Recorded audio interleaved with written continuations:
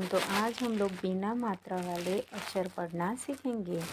जैसे इधर है क र व ट, तो क्या हो जाएगा करवट। श र ब त, क्या हो जाएगा शरबत। ज ट प ट, झटपट।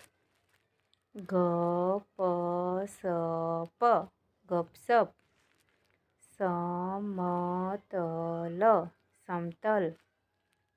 कसरत, कसरत।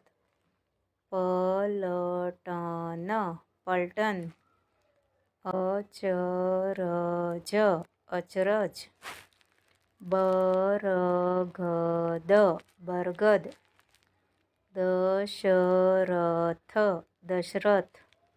गणपत, गणपत। नटखट, नटखट। बचपन, बचपन। उपवन, उपवन। गड़बड़, गड़बड़। छमछम, छमछम। अजगर, अजगर।